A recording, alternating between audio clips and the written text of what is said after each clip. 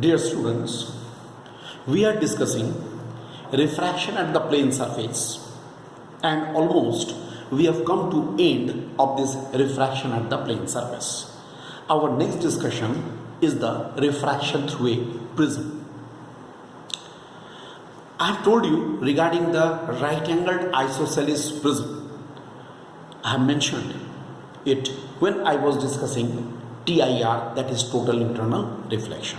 But now we are mainly going to discuss regarding the equilateral prism.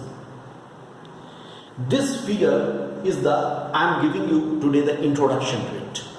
This is the equilateral prism.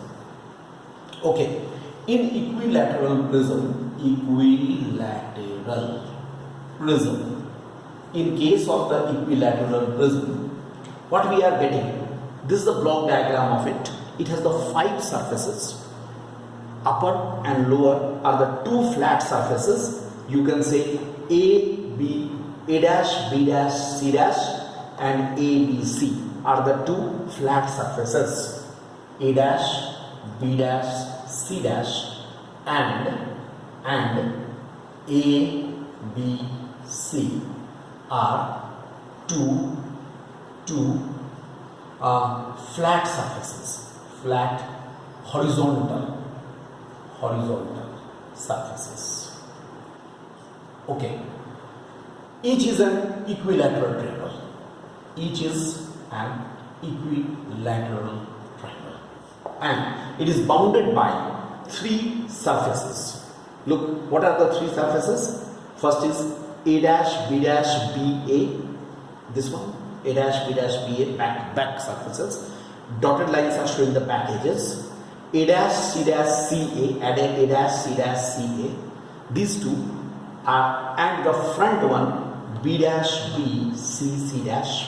Okay, these 3 vertical surfaces. But out of this, if the refraction is taking place through the 2 surfaces, let us say first surface and second surface, A dash, B dash, B, A, and A dash, C dash, C, A, ये दोनों के through से अगर refraction होता है, if the refraction is taking place through these 2 surfaces, then these 2 surfaces are known as the refracting surfaces.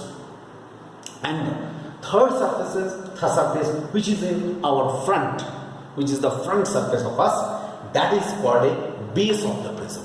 This flat surface, front one, this front surface is called the base of the prism. Alright, so always the refraction will be taking place through the 2 refracting surfaces, and this, through that the refraction will not take place, and the angle which is bounded by 2 refracting surfaces, I say BAC, this angle is called, or this angle is called the angle of the prism. इसे angle of the prism कहते हैं. And I think all of you are familiar with this, that if such a prism is kept on a white sheet of paper and we trace the rays, then the ray will be traced like this: P, Q, R, S. PQ is the incident ray, QR is the refracted ray, RS is the emergent ray. Always we drop a normal on this surface, so it is bending towards the normal. Again we drop a normal to this surface, because 2 refractions are taking place. One refraction through this first surface, second through the second surface. तो इसमें bending towards the normal, इसलिए थोड़ा bend कर गया है, and here bending away from the normal. Isn't it? Like this it's happening. And what happens here? This is the normal N1 from N1 and N2, and here it goes to O. Alright, this angle is angle of incidence, this is the angle of refraction first, this is R2, this is E is the angle of emergence. R2 is the angle of incidence for the second surface, and this is the angle of emergence. Okay, and what happens if you produce PQ in its own direction and SR in its own direction? Okay, it goes to T, it is U, then what we are getting? An angle is formed. This angle TUR is equal to delta. Angle TUR, that is delta. What is this called? This is called angle of deviation. This is called delta. Delta is called the angle of deviation.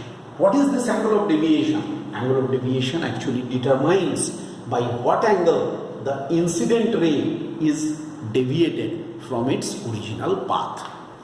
It determines that by what angle the incident ray, this is the incident ray, it is deviated from its original path. अपने original path से वो कितना deviate कर गया? Original path क्या था? ये था.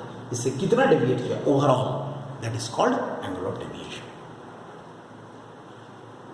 Fine. So I stop here. We have introduced it. In the next class with the same figure, we shall proceed and we shall determine, we shall find out the prism formula. All right. Thank you.